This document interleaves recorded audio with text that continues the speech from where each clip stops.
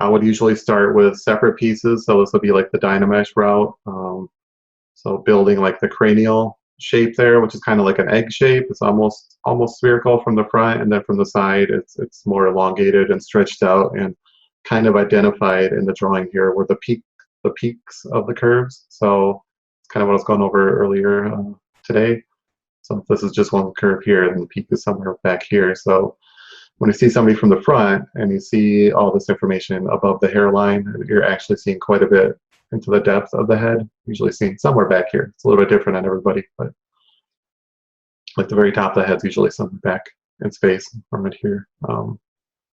So this is kind of like a simplified skull shape. So in ZBrush, you can imagine that it's like an elongated sphere. So basically the three forms, so the cranial shape, a muzzle is what I call it. So it kind of flows into this cranial shape and sits below, obviously, and then you can define the chin with the shape as well. I kind of usually keep it fairly curvy, like I'm working off the sphere, so this angle is probably a bit too harsh. But so I'll throw in like one sphere here, start with another sphere here that I add, shape that around a little bit, and then either a sphere or a cylinder, throwing that in for the neck.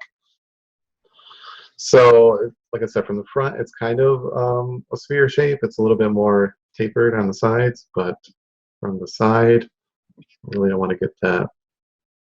It's more of an egg. And again, with a peak back here somewhere. So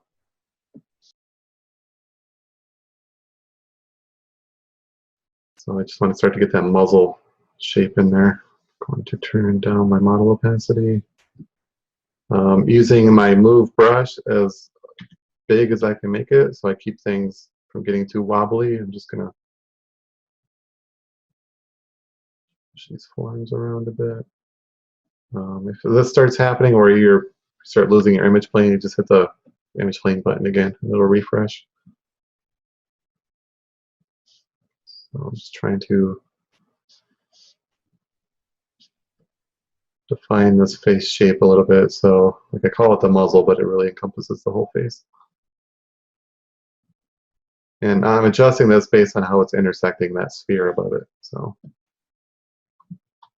now I got to fix that because it looks horrible from the side.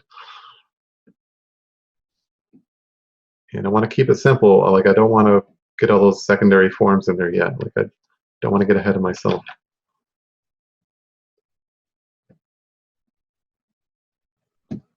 Okay, so they're all separate subtools. Go to the left view.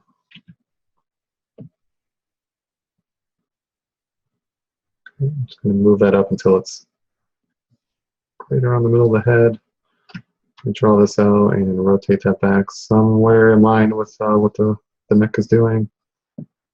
I gotta make sure I turn on symmetry.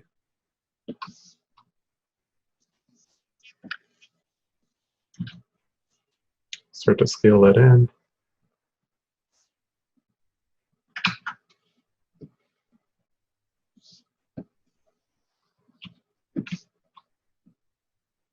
So now my scale is at the wrong point, so I gotta reposition it.